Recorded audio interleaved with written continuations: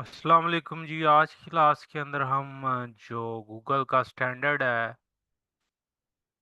EEAT इसको explore करेंगे। Basically ये गूगल ने एक स्टैंडर्ड रखा हुआ है, एक फार्मूला कह लें, स्टैंडर्ड कह लें, वेबसाइट्स के कंटेंट को, कंटेंट की क्वालिटी को मेजर करने के लिए।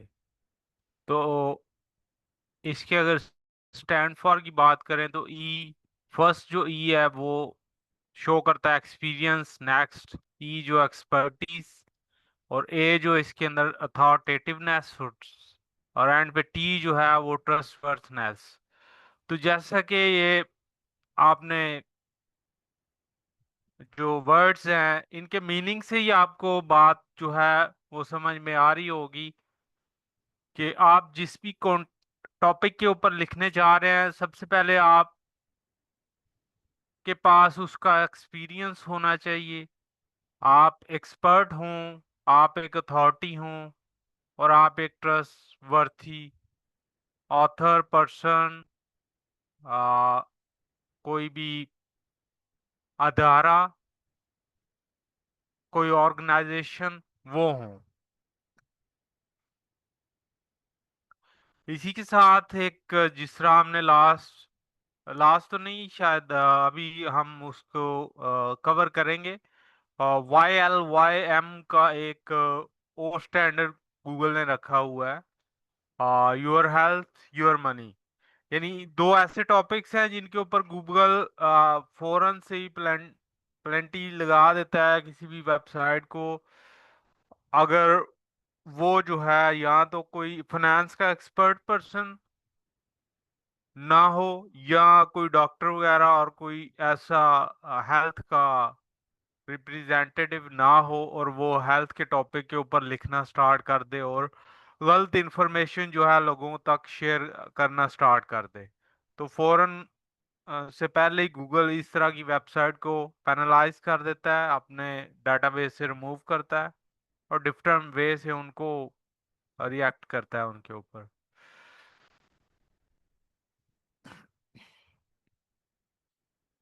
अब अगर एक्सपीरियंस की बात करें तो उसके अंदर के आप प्रोफेशनली तौर पे आपका एक्सपीरियंस होना चाहिए किसी भी टॉपिक के ऊपर। जब आप लिखने जा रहे हैं किसी भी टॉपिक को, तो आपके पास वैल्यूएबल इंसाइट्स और एबिलिटी हो कि आप उसकी इंसाइट्स जो हैं, वैल्यूएबल इंफॉर्मेशन, वो किसी भी शेप के अंदर हो सकती है, ग्राफ्स, डेटास, किसी भी टाइप के अंदर वो हो सकती है। आप उसको आप उसके ऊपर लिखें। नेक्स्ट, एक्सपर्टीज, के ऑथर जो लिखने जा रहा है उसके पास नॉलेज या स्किल हो, और वो अपना जो इंफॉर्मेशन है उसको वो इजीली शोकेस कर सके on the front of readers.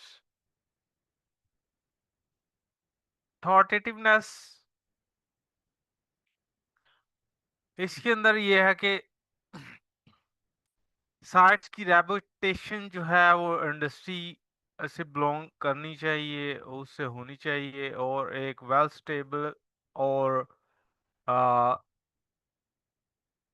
Respected और अथॉरिटी या अथॉरिटेटिव पर्सन, अथॉरिटी पर्सन वो इंफॉर्मेशन प्रोवाइड कर रहा हो, वो लिख रहा हो। ट्रस्टवर्सी नेस का मीनिंग है कि जो भी कंटेंट आप प्रोवाइड कर रहे हैं और वो एक्यूरेसी के साथ ट्रांसपेरेंट हो, मिसलीडिंग इंफॉर्मेशन उसके अंदर ना हो, तो आप इस बेस के ऊपर अगर लिखते हैं, इस स्टैंडर्ड के ऊपर अगर आप लिखते हैं, तो आपका कंटेंट जो है वो बड़ी इजीली और रैंक भी करेगा, ज़्यादा लोगों तक वो पहुंचेगा भी, और गूगल खुद उसको इस तरह के यानी फैसिलिटी देगा कि वो ज़्यादा यूज़र तक जाए।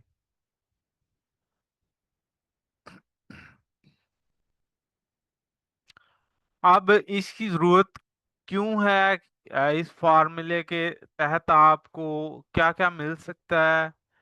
क्या क्या चीज आप विन कर सकते हैं। नंबर वन पे है आप रैंकिंग हाई आपको मिल सकती है।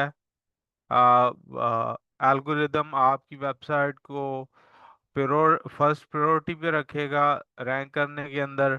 दूसरे नंबर पे आप यूजर का ट्रस्ट जो है वो विन कर सकते हैं।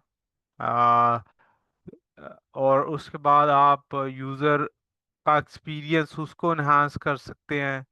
और आप प्रोटेक्शन दे सकते हैं अगेंस्ट मिस इंफॉर्मेशन, जो लोग के मिस इंफॉर्मेशन और अनएक्यूरेट डाटा जो है लोगों तक पहुंचाते हैं। तो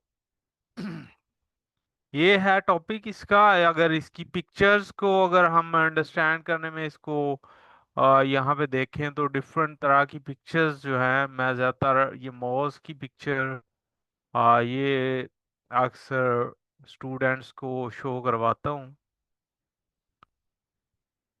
ये अभी हमारे पास ये इमेज जो है वो ओपन हो चुकी है, आप इसको रीड कर सकते हैं। और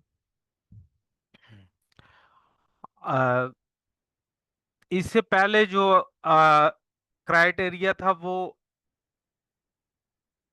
8 का था, EAT।